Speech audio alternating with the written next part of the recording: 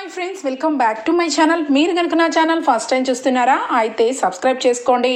కావ్యని చంపాలని చూసిన రుద్రానికి మంచాన పాల పడేలా చేస్తున్న కావ్య ఇక కేస్ రీఓపెనింగ్ చేసేసరికి రాజ్ బ్రతికే ఉన్నాడు అని నిజాన తెలుసుకున్న అప్పు ఈ లోపలే ఇంటికి వచ్చేసిన రాజ్. ఏం జరగబోతుంది ఎక్కడా స్కిప్ చేయకుండా మొత్తం చూసాను ఫ్రెండ్స్. అప్పుడే మీరు ఎంజాయ్ చేయగలుగుతారు. నచ్చినట్లయితే ఒక చిన్న లైక్ ఇచ్చి ఎంకరేజ్ చేసాను ఫ్రెండ్స్. ఇక ఎపిసోడ్లోకి అయితే వెళ్ళిపోదాం. ఈ ఎపిసోడ్ స్టార్ట్ అవగానే ఇక కావ్య అయితే మొత్తానికైతే చాలా గట్టిగానే వాదించి నా భర్త బ్రతికే ఉన్నాడు, నా భర్తకి ఎలాంటి పూజలు చేయకూడదు, ఈ పాపాన్ని ఇక్కడతో వదిలేయాలి, మీరందరూ ఖచ్చితంగా పశ్చాత్తాపడతారు. అత్తయ్య, అమ్మమ్మ, మీ అందరికీ చెప్తున్నాను, నా పేరు కనకం కూతుర్ని, నేను రాజ్ గారి భార్యని, ఆయన నన్ను ప్రేమగా కళావతి అని పిలిచేవారు అని చెప్పి ఇక తనకి మైండ్ అంతా బాగానే ఉన్నట్టు చెప్పి మరి రాజ్ ఫోటోని లోపలికి తీసుకుని వెళ్ళి ఇక డోర్కి పెడుతుంది. ఇంతలోనే అప్పు స్వప్న వస్తారు. అప్పు ఇక అక్కని చూస్తుంటే మనతోనే పుట్టి పెరిగి మనలాగే మాట్లాడే అక్క ఎప్పుడూ ఈ రకంగా మాట్లాడలేదు, అందుకనే డౌట్ఫుల్ పడ్డాను. కానీ ఇప్పుడు అర్థమవుతుంది, కావ్యక్క చెప్పిన మాటల్ని ఎందుకో నాకు గట్టిగా నమ్మాలనిపిస్తుంది. కేసుని రీఓపెన్ చేయించి ఇక మొత్తం ఇన్వెస్టిగేషన్ చేయాలనుకుంటున్నాను, నా పై ఆఫీసర్లకి రిక్వెస్ట్ చేస్తాను అనగానే అప్పు నువ్వు ఈ పనిలో ఉండు, అంతలోనే మీ బావని నేను ఇంటికి తీసుకుని వస్తాను అని చెప్పి కావ్య అంటుంది కాన్ఫిడెన్స్గా. ఇక మాటలు విని స్వప్న ఏమోని కావ్య చెప్పినట్టుగా రాజు ఎక్కడికక్కడ బ్రతుకుంటే అంతకంటానా, అది చాలు అని చెప్పి స్వప్న కూడా చాలా పాజిటివ్గా మాట్లాడుతుంది. మొత్తానికైతే ఇక రాజు విషయంలో ఇక అప్పు ఇక కేసు రీఓపెనింగ్ అయితే స్టార్ట్ చేసేస్తుంది. మరొక వైపు ఇక రుద్రాణి అయితే ఇది పిచ్చిదని అందరి ముందు క్రియేట్ చేసి దీన్ని ఇంట్లో నుంచి పంపించేయాలి అనుకున్నాను, కానీ ఇది చాలా గట్టి పిండం, ఇది యాక్సిడెంట్లోనూ బ్రతికింది, ఇంటికి వచ్చి కూడా అందరినీ కూడా రాజు లేకపోయినా రాజు స్థానంలో ఉండి అందరినీ చూసుకుంటానంటుంది. అంటే ఈ ఇంటిని పట్టుకొని వేలాడుతూనే ఉంటుందన్నమాట ఈ కావ్య. నా కొడుకు ఎండి స్థానంలో కూర్చోవాలన్నా, నా కొడుకుకి నాకు ఆస్తి దక్కాలన్నా ఈ కావ్య ఉండకూడదు, అసలు బ్రతికే ఉండకూడదు అని చెప్పి అనుకుంటూ ఉండగా ఇక రాహుల్ అయితే మమ్మీ నువ్వేమో నాకు సూట్ వేసుకోమంటున్నావు, ఆఫీస్కి వెళ్ళమంటున్నావు, కానీ వాళ్ళందరూ మనల్ని ఒక చీడ పురుగుల్లాగా లెక్కలోకే వేసుకోవట్లేదు, నాకు ఎందుకో ఇది జరగదనిపిస్తుంది మమ్మీ అనగానే ఒరే రాహుల్ జరిగి తీరుతుంది. ఇన్నాళ్ళు అనుకున్నామా రాజ్ ఇంట్లో ఉండకుండా చనిపోతాడని, ఇప్పుడు కావ్య పరిస్థితి కూడా అంతే, కావ్య ఖచ్చితంగా చనిపోవాల్సిందే, అప్పుడే ఈ ఇంటికి మనం పూర్తిగా వారసత్వం పొందుతాం, పూర్తిగా ఆస్తులన్నీ మన చేతి చిక్కించుకుంటాం అని చెప్పి రుద్రాని చాలా వరస్ట్గా ఆలోచన చేయడం మొదలు పెడుతుంది. మమ్మీ ఏ ఐడియా వేసావు మమ్మీ, నాకు కాస్త చెప్తే బాగుంటుంది అనగానే చెప్పడం కంటే చూడటం చాలా మంచిదిరా, ఇప్పుడు ఈ మధ్య గోడలకు కూడా చెవులుంటున్నాయి, ఇప్పుడు కావ్య నేను ఏదో విధంగా ఇంట్లో నుంచి పైలోకాలకి పంపించేస్తాను అని చెప్పి ఇక మొత్తానికైతే కావ్యకి పాలు కలిపి పాలల్లో ఇక ట్యాబ్లెట్స్ని కలిపిస్తుంది. అవి చాలా మత్తు ట్యాబ్లెట్లు, మత్తులోనే ఉంటూ మత్తులోనే చనిపోయే ట్యాబ్లెట్లు. ఇవి తను తాగి తను చనిపోతుంది అంటే ఎవరు కూడా నన్ను డౌట్ కూడా ఆలోచించరు, ఎందుకంటే కావ్య పాపం రాజ్ కనపడకపోయేసరికి ఇక డిప్రెషన్కి వెళ్ళిపోయి మత్తు ట్యాబ్లెట్లకి బానిస అయిపోయింది అన్నట్టు మొదట ఒకరోజు క్రియేట్ చేయాలి, ఆ తర్వాత రోజు నుంచి ఇక నేను చేయాల్సిన పని నేను చేస్తాను అని చెప్పి ఇక మొత్తానికైతే స్లీపింగ్ పిల్స్ని ఇక పాలల్లో కలిపి ఇక మొత్తానికైతే కావ్యకి ఇస్తుంది. కావ్య ఏంటి మీరు నాకు తీసుకొచ్చి ఇచ్చారు, నేనంతా కరెక్ట్గానే ఉన్నాను, నాకేమీ మీరు సేవలు చేయొద్దు రుద్రాణి గారు అనగానే ఇదిగో కావ్య నువ్వు ఎంతైనా అనుకో, నీ మీద నాకు జాలే ఉంది, ఒకప్పుడు అంటావా నీ మీద నాకు కొంచెం కోపం ఉండేది, ఎందుకంటే ఏది మాట్లాడినా ఎదిరించి మాట్లాడేదానివి, ఆ విషయంలో నాకు అస్సలు నచ్చేదానివి కాదు, కానీ ఇప్పుడు కొండంత రాజే లేనప్పుడు ఇంక నీ మీద నాకెందుకు కోపం, ఎంతైనా కళ్ళు తిరిగి పడిపోయావు, మొన్న కూడా ఇప్పుడు కూడా పొద్దున్నుంచి ఏమీ తినలేదు, ఈ పాలు తాగు అని చెప్పి పాలు ఇస్తుంది. ఇక కావ్య అయితే ఇక ఆ పాలని సరే తాగుతాను, అక్కడ పెట్టి వెళ్ళండి అని చెప్పాను. కానీ అమ్మయ్య, వర్కౌట్ అయ్యేలా ఉంది. ఇప్పుడు కిందకి వచ్చి ఇక ఏదో ఒకటి కావ్య స్లీపింగ్ పిల్స్ వేసుకుంటుంది అన్న విషయం అయితే చెప్పాల్సిందే అని చెప్పి బయటకు వచ్చి అందరికి వినపడేలాగా, పాపం కావ్య పరిస్థితి చూస్తుంటేనే జాలిగా ఉంది అనగానే దానిలక్ష్మి, ఏంటి రుద్రాని, ఎందుకు మాట్లాడుతున్నావు అలాగా? కావ్యేమో బాగానే ఉంది కదా అనగానే, ఏం బాగోవడం, రాత్రంతా కూడా అటు ఇటు తిరుగుతూ రూమ్ బయట రాజ్తో బతుకున్నట్టు, రాజ్తో మాట్లాడుతున్నట్టు మాట్లాడింది. అమ్మా, నా కళ్ళతో నేను చూశాను అనగానే ఇక వెంటనే ఇందిరాదేవి రూమ్లో ఆ రోజు రాజ్తో మాట్లాడుతున్నట్టుగా ఇందిరాదేవి చూసి ఉండటం వల్ల వెంటనే ఇక రుద్రాణి వంక చూస్తూ ఉంటే, ఏంటమ్మా, నేను చెప్పేది అబద్ధం అనుకుంటున్నావా? మీరందరూ నా మాట కొట్టి పడేస్తారు నాకు తెలుసు, కానీ నా కళ్ళారా నేను చూసిన సంగతి చెప్పాలి కదా. కావ్య నిద్ర పట్టక అటు ఇటు తిరుగుతూ మొత్తానికి రాజ్ వచ్చి తనతో మాట్లాడుతున్నట్టుగా రాజ్తో మాట్లాడి కొంచెం సేపు అయినాక, ఇదిగో ఈ ట్యాబ్లెట్ వేసుకుంటుంది. నేను చాలా బాధపడ్డాను. ఇక ఈ ట్యాబ్లెట్ ఏంటి అని చెప్పి దానిలక్ష్మి అనగానే, ఇది నిద్ర ట్యాబ్లెట్ దానిలక్ష్మి, ఇది వేసుకొని నిద్రపోతారు, లేదంటే నిద్ర కూడా రాదు.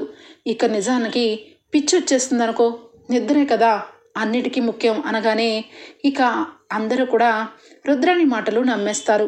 ఎందుకంటే అది నార్మల్ స్లీపింగ్ ట్యాబ్లెటే కాబట్టి ఇక ఖచ్చితంగా కావ్య వేసుకుంటుందేమోనని అనుకుంటూ ఉంటారు.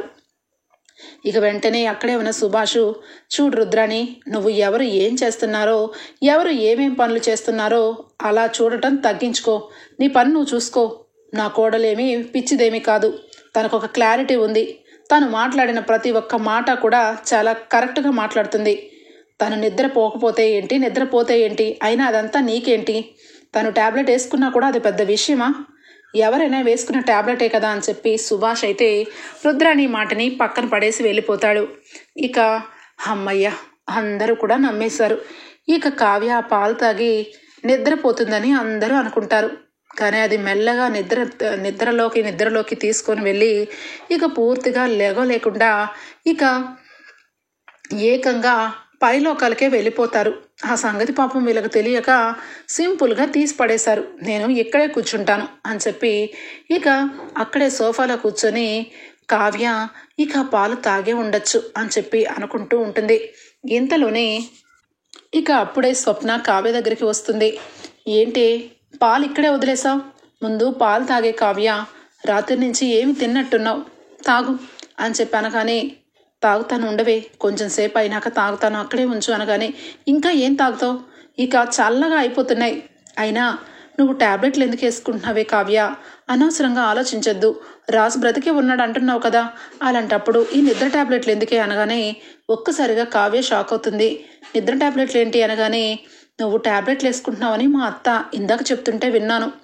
ఈ విషయంలో ఇక మా అత్త చెప్పినా ఎవరు చెప్పినా అది కరెక్టే కదా, నువ్వు ట్యాబ్లెట్లు వేసుకొని నీ బాడీకి నువ్వే ఆ రకంగా చేసుకోవడం కరెక్టేనా అనగానే ఇక కావ్య ఒక్కసారిగా, అంటే మీ అత్త ఈ రకంగా డ్రామా వేస్తుందన్నమాట, నన్ను నిద్ర ట్యాబ్లెట్లు వేసి నన్ను నిద్ర పుచ్చేసి జీవితాంతం ఇక ఆయన లేడు అని చెప్పి బాధలో ఉండిపోవాలని చూస్తున్నట్టుంది. ఏమాడుతున్న కొత్త డ్రామాని నేను ముగింపు పలుకుతాను. ఇంతకాలం నాలో ఒక నార్మల్గా ఉన్న కావ్యను మాత్రమే చూసింది ఆ రుద్రాణి. ఎప్పుడైతే నా భర్త విషయంలో పదే పదే నన్ను గుచ్చినట్టు మాట్లాడుతుంది ఎప్పుడో, ఇలాంటి విషయాల్లో నేను అస్సలు ఊరుకోను అని చెప్పి అనగానే, స్వప్న మరి ఏం చేస్తావే అనగానే, స్వప్నక్క నువ్వు ఒక చిన్న సహాయం చెయ్యి, రాహుల్కి ఈ పాలు తీసుకెళ్ళి ఇవ్వు, ఈ రాహుల్ పాలు తాగితే గనక అప్పుడు తెలుస్తుంది రుద్రాణి గారికి అనగానే వెంటనే ఇక స్వప్న సరే సరే నేను చూసుకుంటానులేవే అనగానే ఇక ఇంతలోనే స్వప్న వెళ్ళి రాహుల్కి, ఏమండి ఈ పాలు తీసుకోండి, మీకు పని పాట ఎలాగో లేదు కాబట్టి హ్యాపీగా నిద్రపోతారు అని చెప్పి పాలు చేతిలో పెడుతుంది.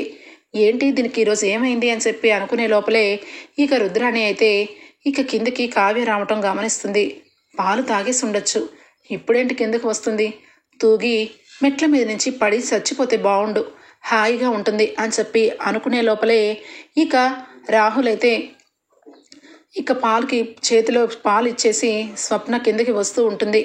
ఇక పాలు తాగావా కావ్య అనగానే, అయ్యో నేను తాగలేదండి, మీ అబ్బాయి గారికే స్వప్నక్క తీసుకెళ్ళింది. నాకు పాలంటే అలర్జీ కదా, మీకు తెలియక తీసుకొచ్చారు.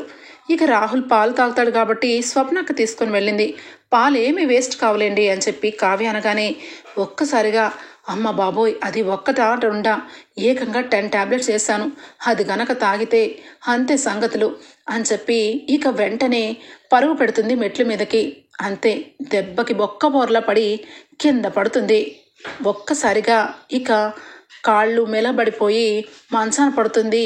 ఇక రుద్రాణి అయితే రుద్రాణి అమ్మ బాబోయ్ అని చెప్పి ఇక అనగానే అందరూ రుద్రాణిని పట్టుకొని బెడ్రూమ్లోకి వేస్తారు. రాహుల్ మమ్మీ అని చెప్పి సగం పాలు తాగి సగం పాలు అక్కడ పెట్టేస్తాడు.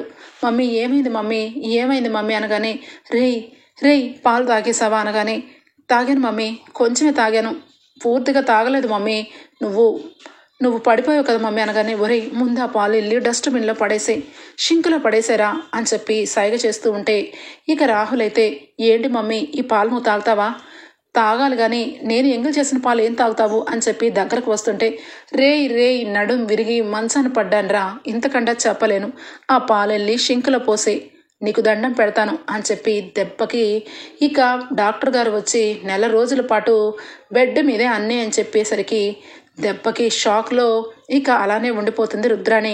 ఇక కావ్య స్వప్న అయితే బాగా నవ్వుకుంటారు.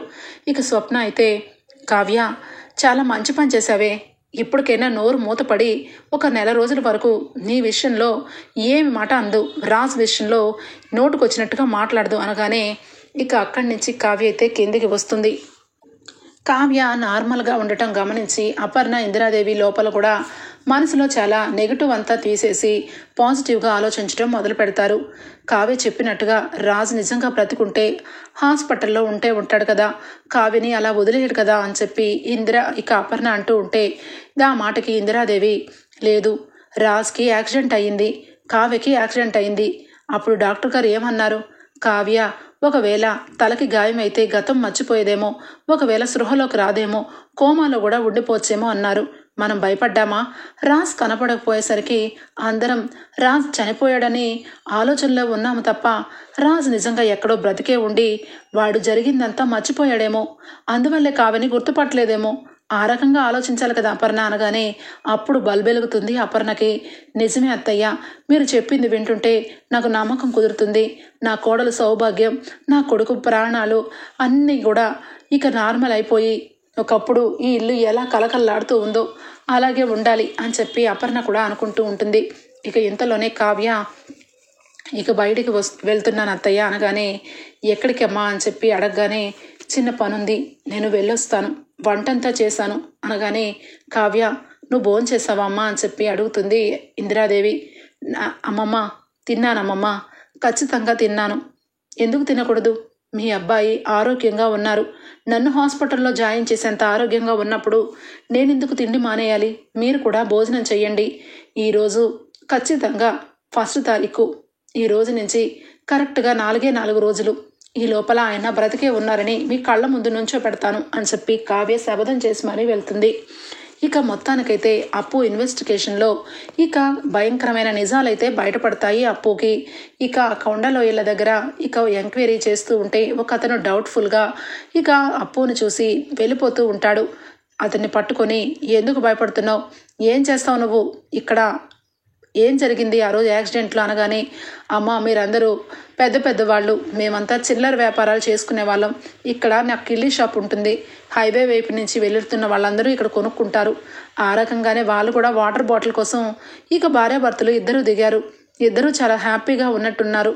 ఇక 10 నిమిషాలు కాగానే ఇంతలోనే పెద్ద బుల్లెట్ వచ్చి బండికి తగిలింది, బండి బోల్తా పడింది, నేను భయంతో అక్కడి నుంచి పారిపోవాలని ఇక బెదిరిపోయి వచ్చేసాను. అప్పుడు ఒక అంబులెన్స్ రాకముందే ఒక కారు వచ్చి ఒక అతని బాడీని అయితే పట్టుకుపోయారు. అందులో అబ్బాయో అమ్మాయో నాకు తెలియదు, కానీ ఆ అమ్మాయి మాత్రం ఆ బాడీని తీసుకుని వెళ్ళిపోతూ అతని ఒంటి మీద నగలన్నీ కూడా ఒక కవర్లో వేసి కింద పడేయడం నా కళ్ళారా చూశాను. అప్పుడు అర్థమైంది ఇక్కడ ఏదో జరిగింది అని. ఆ తర్వాత ఇక నార్మల్గా అంబులెన్స్ వచ్చి 108లో అమ్మాయిని పట్టుకు వెళ్ళారు. ఇది మేడం జరిగింది, కానీ ఆ అమ్మాయి చాలా క్రూరంగా ఆలోచిస్తుందని నాకు అర్థమైంది అనగానే, ఏం ఆలోచించింది, ఏం చూసావు నువ్వు అనగానే, ఆ బాడీ ఎవరిదో నాకు తెలియదు కానీ అతన్ని మాత్రం బతికించాలని, అతను తనవాడని, తన జీవితంలో ఎప్పటికీ కూడా ఇక రాజ్ నావాడేనని ఒక పిచ్చిగా అంటూ అరుస్తూ నవ్వుతూ ఉంది. నేను అది చూసి షాక్ అయిపోయాను. ఇలాంటి వాళ్ళు కూడా ఉంటారా ఇందులో, ఇక ఈ రకమైన ఆడవాళ్ళు కూడా ఉంటారని నేను 2-3 రోజులు ఇటువైపు రావడమే మానేశాను. అది మేడం జరిగింది, దయచేసి ఈ విషయంలో నన్ను లాగద్దు, మీకు చెప్పాల్సిన విషయం అంతా చెప్పాను అనగానే ఇక కావ్య అప్పు చాలా ఆనందపడుతుంది. అంటే బావ బ్రతికే ఉన్నాడనమాట, అక్క చెప్పినట్టుగా బావ బ్రతికే ఉన్నాడనమాట అని చెప్పి చాలా సంతోషపడుతుంది. ఇక వెంటనే సరే ఆ కార్ నెంబర్ కానీ నీకు గుర్తుందా అనగానే, లేదు మేడం, కార్ నెంబర్ చూడలేదు, నేను హడావుల్లో నేను చూడలేదు మేడం అనగానే, చూడు అది ఒక ఇద్దరి భార్యాభర్తల బంధమే కాదు, ఒక ఇంటి కుటుంబాన్ని నిలబెట్టిన వాడివవుతావు. ఆ వ్యక్తి ఎవరో కాదు, మా బావ లేక మా అక్క అల్లాడిపోతుంది. తను చనిపోయాడని అందరూ అంటుంటే మా బావ బ్రతికే ఉన్నాడని మా అక్క గుడ్డిగా నమ్ముతూ అందరి దగ్గర ఇక మానసిక పరిస్థితి బాలేదన్నట్టుగా ఎన్నో మాటలు అనిపించుకుంటుంది.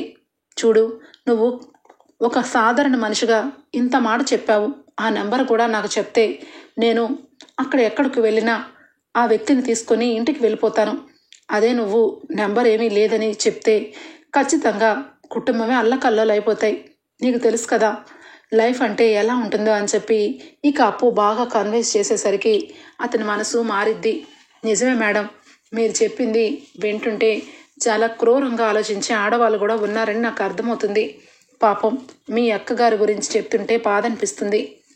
సరే, నాకు గుర్తుంది, ఆ నెంబర్ మీకు చెప్తాను, కానీ ఇన్వెస్టిగేషన్లో మాత్రం నన్ను పిలవద్దు మేడం, ఆమెను చూస్తుంటే నన్ను భయం వేస్తుంది.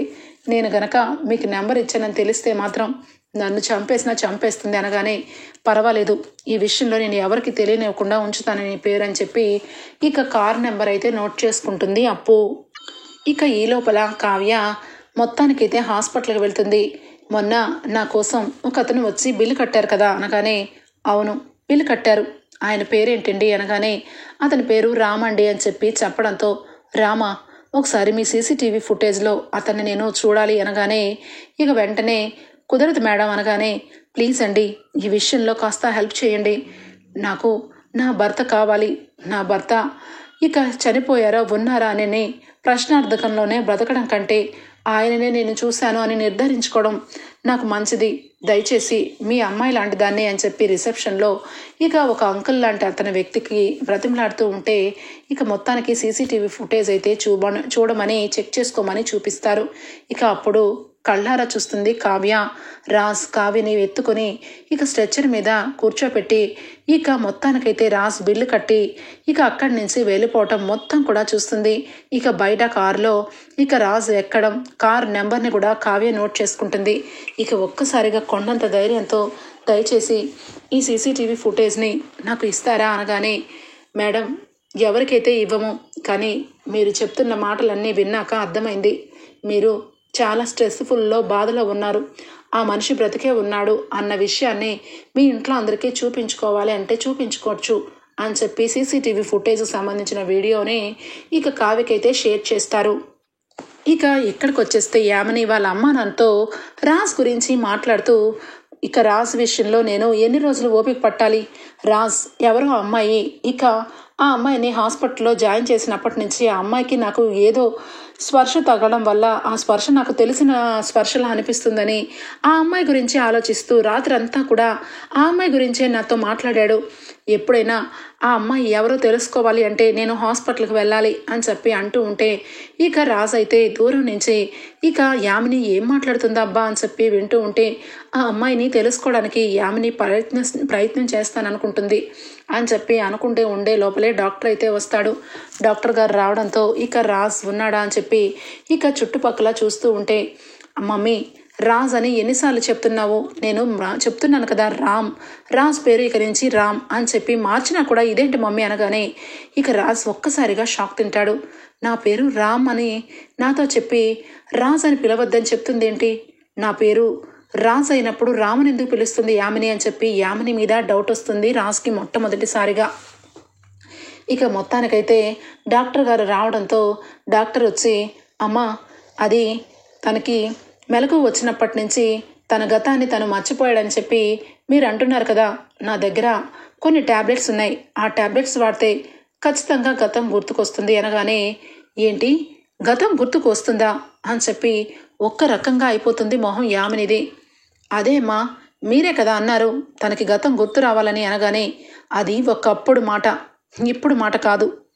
అసలు మా బావకి గతం గుర్తు రాకూడదు, తన గతంలో ఏం జరిగిందో ఎవరికి ఏమీ తెలియ అవసరం లేదు, మా బావ హ్యాపీగా ఉంటే చాలు, ఆ ట్యాబ్లెట్లన్నీ అవసరం లేదు అనగానే డాక్టర్ ఆశ్చర్యపోతూ ఉంటాడు. చూడండి డాక్టర్, ఇదిగోండి ఈ డబ్బు తీసుకొని నేను ఒక మాట చెప్తాను, ఆ మాట కరెక్ట్గా నాకు చెప్పండి. మా బావకి గతం ఎప్పటికీ గుర్తు రాకుండా ఉండాలి అంటే ఏం చేయాలి అనగానే ఒక్కసారిగా డాక్టర్ షాక్ అయిపోతాడు. డాక్టర్తో పాటు రాజ్ కూడా షాక్ అయిపోతాడు. ఎందుకంటే ఆ విండో దగ్గర రాజ్ ఇక యామిని మాట్లాడుతున్న మాటలు వింటూ ఉంటాడు కాబట్టి. ఇక రాజ్ ఒక్కసారిగా, నాకు గతం గుర్తు రాకూడదా, నా గతం గుర్తుకు వస్తే యామినికి ఏంటి ఇబ్బంది, మరి అలాంటప్పుడు యామిని కావాలని గతంలో తనే ఉన్నదని నాతో చెప్పేదంతా అబద్ధమేనా, అసలు నా గతంలో ఏం జరిగింది, అసలు నేనెవరిని అని చెప్పి ఆలోచన చేస్తూ బుర్ర పగిలిపోతూ ఉంటుంది రాజ్కి. యామిని ఈ పేరు విన్నట్టు అనిపిస్తుంది, అలాగే కళావతి పేరు కూడా వినపడుతున్నట్టే ఉంది.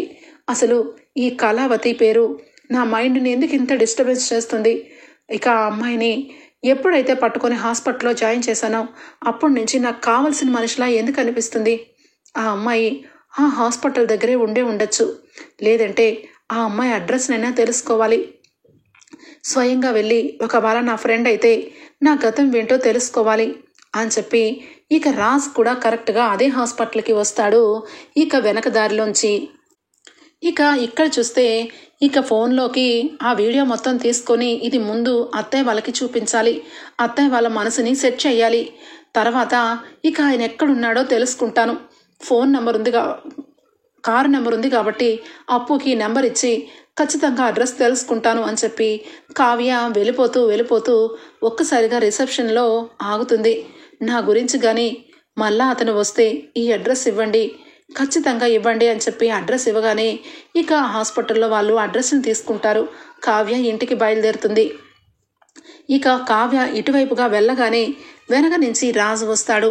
ఇక పరుగున రిసెప్షన్ దగ్గరికి రాగానే, అది మీరు అనగానే నేను అనగానే, మీ పేరు రాజా అని చెప్పి అనగానే ఒక్కసారిగా షాక్ అవుతాడు. లేదు నా పేరు రాజ్ కాదు రామ్ అనగానే, లేదు మీరు రాజే, ఇదిగో ఇప్పుడే మీ వైఫ్ వచ్చింది, ఆ రోజు మీరు మీ వైఫ్ని అడ్మిట్ చేసి మీరు వెళ్ళిపోయారు, ఆ తర్వాత మీ వైఫ్ ఎంత బాధపడిందో, నిజానికి చెప్పాలంటే అలాంటి వైఫ్ దొరకడం మీ అదృష్టం. యాక్సిడెంట్ అయ్యి తను ఇక చాలా సివియర్గా ఎంతో పెద్ద యాక్సిడెంట్లోంచి బయటపడింది, అయినా కూడా మీ గురించి తప్పించిపోతుంది, మీరేనంట కదా అతని భర్త అనగానే ఒక్కసారిగా షాక్ అయిపోతాడు. మీరేం మాట్లాడుతున్నారు అనగానే, నిజం మాట్లాడుతున్నాను సార్, మీరు ఆ రోజు అడ్మిట్ చేసి వెళ్ళిన తర్వాత ఆమె మీకోసం చాలా బాధపడింది, మొత్తం వెతికింది, మీరు ఎప్పుడైనా ఇక్కడికి వస్తారనే నమ్మకంతో అడ్రస్ కూడా ఇచ్చింది, కావాలంటే మీరు ఆ అడ్రస్కి వెళ్ళండి, మీ వైఫ్ మీకోసం ఎదురు చూస్తూ ఉంటుంది అని చెప్పి ఇక అక్కడ ఉన్న రిసెప్షన్ దగ్గర ఉన్న అతనైతే ఇక కావ్య అడ్రస్ ఇవ్వగానే రాజ్ షాక్ అయిపోతూ ఉంటాడు. నేను ఆ కళావతిని అర్జెంటుగా కలవాలి, ఆమె నా భార్య, నేను అతని భర్తనా, నా పేరు రాజా అని చెప్పి కొన్ని నిజాలు మాత్రమే తెలుసుకొని ఇక అక్కడి నుంచి అడ్రస్ చూస్తాడు. ఇక దుగ్గిరాల వారి ఇల్లు, ఇక సుభాష్ గారి అని చెప్పి సుభాష్ అపర్ణ వాళ్ళ హౌస్ అని చెప్పి అడ్రస్ మొత్తం కూడా చూసేసరికి ఇక ఆ పేర్లు ఆ ఇల్లు మొత్తం కూడా ఇక రాజ్కైతే కనబడుతూ ఉంటుంది. ఇంతలోనే రాజ్ ఫాస్ట్గా ఇక నడవడం వల్ల రాజ్ ఒక్కసారిగా జారిపోవటం జరుగుతుంది. రాజ్ జారిపోయి మెట్ల మీద నుంచి దొర్లిపోతూ ఉంటాడు. 10 మెట్లు దొర్లిపోతూ కింద పడగానే తలకి అక్కడ ఒక చిన్న ఇనపరాడ్డు ఇక గట్టిగా తగలడం వల్ల రాజ్ దెబ్బకి స్పృహ కోల్పోతాడు. ఒక్కసారిగా హాస్పిటల్ రిసెప్షన్ అందరూ కూడా వచ్చి, పాపం ఇతనికి గాయాలయ్యాయి, స్పృహ కోల్పోయారు, నర్స్ ఇతన్ని అడ్మిట్ చేయండి అని చెప్పి ఇక ఆ అమ్మాయి ఇందాకే వచ్చింది కదా, ఆ అమ్మాయికి ఫోన్ చేసి ఇతని గురించి చెప్దాం అనగానే ఇంతలోనే ఇక కావ్య అయితే ఇంటికి వెళ్ళిపోతూ ఫోన్ అయితే ఇక పట్టించుకోదు. ఎప్పుడెప్పుడు రాజుని ఇంట్లో చూపించాలా అని చెప్పి వెళ్ళిపోతూ ఉంటుంది. మరొక పక్క ఇక రాజ్ విషయంలో ఇక ఇక యామిని అయితే టెన్షన్ పడిపోతూ ఉంటుంది. రాజ్ ఎక్కడ? రాజ్ కనిపించట్లేదు మమ్మీ, నా రాజ్ నాకు కావాలి, రాజ్ లేకపోతే నేను బ్రతకలేను మమ్మీ, నేను బ్రతకలేను అని చెప్పి అంటూ ఉంటుంది. ఇక రాజ్ని ఇక రూమ్లోకి తీసుకొని వెళ్ళి సిలైన్ ఎక్కి ఇక మొత్తానికైతే రామ్ స్పృహలోకి రాజ్ ఎప్పుడు వస్తాడా అని చెప్పి డాక్టర్లు ఎదురు చూస్తూ ఉండగానే ఇంతలోనే ఇక కావ్య అయితే ఇంటికి వెళ్ళిపోతుంది. ఒక్కసారిగా ఇక అపర్ణ అందరూ కూడా కావ్య మొహంలో ఆనందం చూసి అత్తయ్య గారు నేను చెప్తే మీరు నమ్మలేదు కదా, ఆయన బ్రతికే ఉన్నారు అత్తయ్య గారు, మీకు గర్భశోకం లేదు, ఆయన బ్రతికే ఉన్నారమ్మమ్మ, మీ మనవడిని చూడండి అని చెప్పి ఇక స్ట్రక్చర్ మీద కావ్యని హాస్పిటల్లో పరుగున ఇక జాయిన్ చేసిన మొత్తం కూడా సీసీటీవీ ఫుటేజ్ మొత్తం చూపిస్తుంది. అంతే ఇల్లు మొత్తం ఒక్కసారిగా ఉలిక్కి పడుతుంది. రాజుని ఆ రకంగా ప్రాణాలతో చూసిన అపర్ణ అయితే సంతోషంతో ఇక రాజ్ అని చెప్పి కళ్ళ వెంట ఆనంద బాష్పాలతో చూస్తూ ఉంటుంది. ఇక మొత్తానికి అపర్ణ, ఇందిరాదేవి, సీతారామయ్య, ఈ సుభాష్ అందరూ కూడా రాజుని చూసి చాలా ఎమోషనల్ అయిపోతారు. నేను చెప్పాను కదా అనగానే రాజ్ మన రాజే, మరి అక్కడి నుంచి ఎక్కడికి వెళ్ళాడమ్మా, రాజ్ ఎక్కడికి వెళ్ళిపోయాడు అని చెప్పి సుభాష్ హడావుడి పడిపోతూ ఉంటే ఇక అప్పుడే కరెక్ట్గా రాజ్ ఇక గుమ్మంలో ఎక్కడికి వెళ్ళలేదు డాడీ అని చెప్పి గుమ్మంలో నుంచుంటాడు. ఒక్కసారిగా కావ్య, దుగ్గిరాల కుటుంబం షాక్ తింటుంది. అందరూ రాజు వంక చూసేసరికి రాజు లోపలికి రావడంతో అందరూ కూడా ఆశ్చర్యపోతారు. ఇక వెంటనే ఒరి రాజ్ అని చెప్పి అపర్ణ ఏమండి అని చెప్పి కావ్య దగ్గరకు వెళ్ళగానే కావ్యని అపర్ణని పట్టుకొని మమ్మీ నాకేం కాలేదు మమ్మీ, నేను నార్మల్గానే ఉన్నాను, కళావతి నీకేం అవ్వలేదు కదా అనగానే ఏమండి ఎక్కడికి వెళ్ళిపోయారండి, ఆ రోజు హాస్పిటల్లో నన్ను జాయిన్ చేసి ఎక్కడికి వెళ్ళారండి అనగానే ఇక అప్పుడు రాజ్ అప్పుడు చెప్తాడు, కళావతి నీకు విషయం తెలియదు కదా, నిజానికి చెప్పి ఉంటే బాగుండేది, చెప్పకపోవడం నా తప్పే మమ్మీ, నేను ఒక దుర్మార్గురాల్ని సైకోని కాలేజ్ డేస్ అప్పుడు ఇష్టపడ్డాను. అది చాలా క్రూరంగా కళావతిని చంపాలని ప్లాన్ చేసి యాక్సిడెంట్ చేయించింది. చివరాఖరికి నాకు గతం మర్చిపోయే పరిస్థితికి తీసుకొచ్చింది. గతాన్నంతా మర్చిపోయి దాని దగ్గరే ఉంటున్నాను. ఈరోజు నా మనసు ఎందుకో కీడు శంకించింది. హాస్పిటల్లో కళావతిని జాయిన్ చేసినప్పుడు నాకు గతం గుర్తులేదు, కానీ కళావతి స్పర్శ నాకు గుర్తుండటం వల్ల కళావతి గురించి ఏదన్నా విషయం తెలుస్తుందేమోనని హాస్పిటల్కి వచ్చాను. కానీ నాకు అప్పటికి కూడా మన కుటుంబం మనం ఎవరు గుర్తురాలేదు మమ్మీ, కానీ ఆ దేవుడు నాకు గతం గుర్తొచ్చేలాగా జరిగింది. నా తలకి గాయాన్ని నా తల దగ్గర మళ్ళా గాయం అవడం వల్ల నాకు స్పృహలోకి వచ్చి యాక్సిడెంట్ నుంచి కళ్ళు తెరిచి ఇదిగో ఇలాగా వెంటనే మిమ్మల్ని అందరినీ చూడాలనిపించి ఇక్కడికి వచ్చేసాను మమ్మీ, నాకేమీ జరగలేదు, నేను బ్రతికే ఉన్నాను మమ్మీ అని చెప్పి రాజ్ నిలువెత్తు సాక్ష్యంతో ఇక మాట్లాడుతూ ఉండటం ఇంట్లో అందరికీ చాలా ఆనందాన్ని ఇస్తుంది. అందరూ కూడా రాజు దగ్గరికి వచ్చి రాజుని సోఫాలో కూర్చోపెట్టి రాజుని చాలా దగ్గరగా తీసుకొని చాలా బాధపడుతూ చాలా ఒకవైపు ఆనందపడుతూ అపర్ణ నా కావ్యని చాలా బాధ పెట్టాను, కావ్య నన్ను క్షమించమ్మా, రాజుకి పూజలన్నీ చేసి చాలా పాపాన్ని మూట కట్టుకునే వాళ్ళం అనగానే ఇక వెంటనే దూరం నుంచి బయట నుంచి చూస్తూ ఉంటుంది రుద్రాణి. రాజ్ బ్రతికే ఉన్నాడు, ఏంట్రా ఇదంతా, జీవితంలో ఎప్పటికీ మనకి మంచి రోజులు రావా, ఈ రాజ్ సరాసరి ఇంటికి వచ్చేశాడు, ఇప్పుడు ఏం చెయ్యాలి భగవంతుడా అని చెప్పి ఇక రుద్రాణి అయితే బాధపడుతూ ఉంటుంది. అప్పు సరాసరి యామిని ఉన్న అడ్రస్కి వెళ్తుంది. వెళ్ళిన వెంటనే యామిని అయితే నేను ఆ రాజ్ నా దగ్గర లేకపోతే మిమ్మల్ని చంపేస్తాను, మీరే ఏదో చెప్పుంటారు డాడీ, మీకే ఇష్టం లేదు, మొట్టమొదటి నుంచి మీకు నా మీద ఇష్టం లేదు, రాజుని నన్ను విడదీయాలని చూస్తున్నారు, మిమ్మల్ని చంపేస్తాను అని చెప్పి ఇక వాళ్ళ నాన్న మీద హత్యా ప్రయత్నం చేస్తూ ఉంటే ఇక అప్పు వెంటనే వెళ్ళి ఇక పోలీసులతో యామినిని అరెస్ట్ చేస్తుంది. నువ్వు పోలీస్ స్టేషన్లో ఉండకూడదు, నువ్వు ఒక సైకోవి, నీకు ఒక ట్రీట్మెంట్ ఇప్పించాలి, కన్న తల్లిదండ్రుల మీదనే చంపాలని చూస్తున్నావంటే నువ్వు మామూలు ఆడదానివి కాదు. మా బావ నీకు కావాలా? సిగ్గులేదు? మా బావకి పెళ్ళయ్యి భార్య కూడా ఉంది, స్వయంగా మా అక్కే. నువ్వు ఎన్ని చేసినా ఎవరు చేసినా దేవుడు అనేవాడు ఆ బ్రహ్మముణ్ణి ఎప్పటికీ కూడా ఆ ముడి తీయలేరు. అందుకే బావకి గతం మొత్తం గుర్తుకు వచ్చి మా ఇంట్లో ఉన్నాడు. ఇప్పుడే నాకు ఫోన్ వచ్చింది. వాళ్ళు ఎంత ఆనందంగా ఉన్నారో చూస్తావా? నీ సైకో తత్వాన్ని ఇంకా ఎక్కువ సైకోలాగా మారిపోతావా అని చెప్పి యామిని చంప చెళ్ళు మనిపించి జుట్టు పట్టుకొని పోలీస్ జీబులో కూర్చోపెడుతుంది అప్పు. ఓకే ఫ్రెండ్స్, రాబోయే ఎపిసోడ్లో ఈ విధంగానే జరగబోతుంది. మీకు గనక నచ్చినట్లయితే ఒక లైక్ ఇచ్చేయడం అస్సలు మర్చిపోకండి friends. Bye, take care, thank you for watching.